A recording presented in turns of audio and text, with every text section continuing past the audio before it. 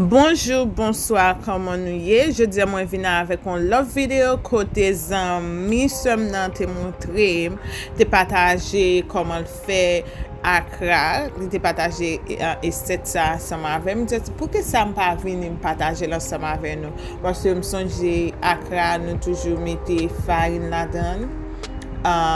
But like j'en te fait parler te vraiment goût seulement ou pas goûter farine seulement but ou sentir c'est Akra à manger. So restez là ensemble avec moi côté nous pour montrer nous comment Akra sans malanga. So premièrement, si pas gen la caillou pour l'acheter dans n'importe market qui pour la caillou dans any local market and then wap kaleli. Lò fin kalel for laver parce que li gen te wap sak la dedans. So, m toujou encourager moun n'importe so wap fè toujou laver.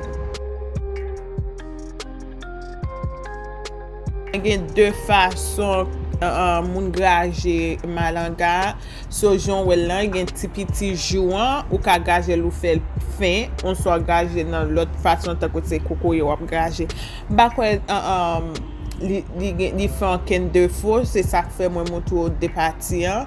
Souf le parti ça, on so vle l'autre jan ou ka fè. It's not a problem.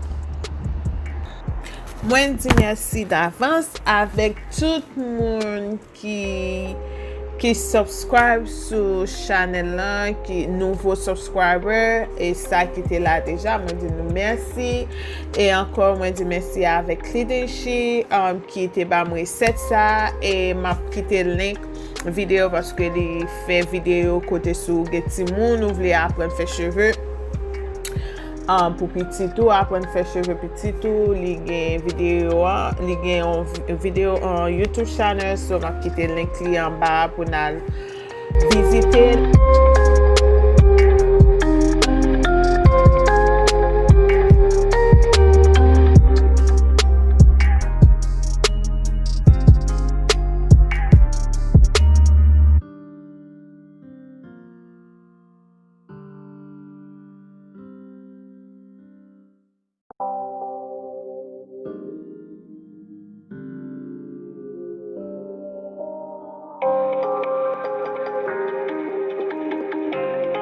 Comme nous ouais dans la vidéo il y a des différentes tables so ou pas besoin de faire comme ça qu'à juste grager l'on seul bord non seul différent s'ouvrir plus fin ou qu'à faire comme ça soit s'ouvrir un petit grain ou qu'à faire so it's not a different, it's not a problem.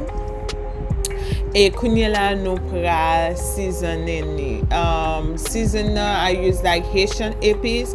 So vle kon comment pour faire Haitian épices, so just let me know, leave a comment and I'll show you how to do it.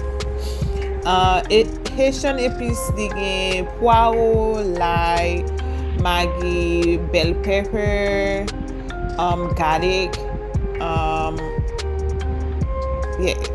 Maggi, it got all that stuff on it. So next video I think I'll show how to make a good Haitian épice. Là où vous mettez épice là avant ou ajouter l'autre bagay là-dedans, goûter l'avant parce que épice haïtien, épice pas j'aime faire épice pas dans tout gen maggi là-dedans et tout gen season là-dedans, so avant ajouter maggi on soit sel, make sure ou goûter avant. On le bagay tout souvle faire malanga blanc ou capable, on soit souvle à laguer add un petit couleur là-dedans ou capable. So après l'em fin goûter moi laguer un petit sel, on pinch like un petit crassel et puis moi laguer season powder. J'en nou dans la vidéo et l'em fin goûter, l'em fin laguer sel, season tropical là-dedans avec un petit sel et laisse ça mal goûter si besoin plus. So kounye la m'pral ajouter Maggi, on ti kal Maggi la dan.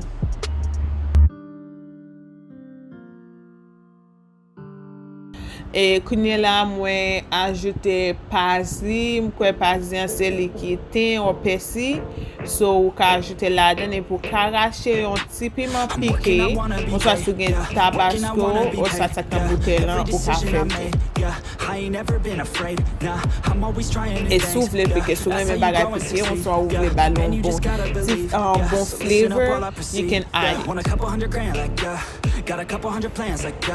Avant ou frire, make sure like you mix it well, like bien mixi, bien boase, parce que ou vle like pou an ti jan molas.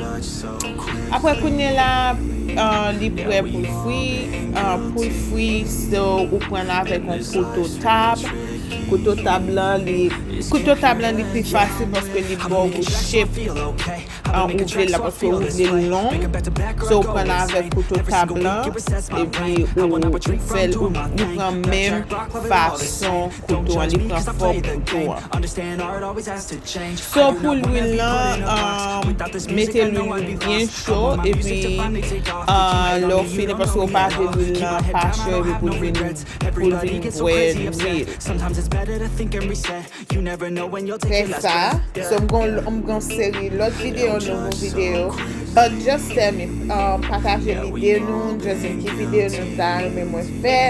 E si ou reme chanel sa, pataje la avek zami ou fami ou pa pezi sa. Merci d'avance, bye.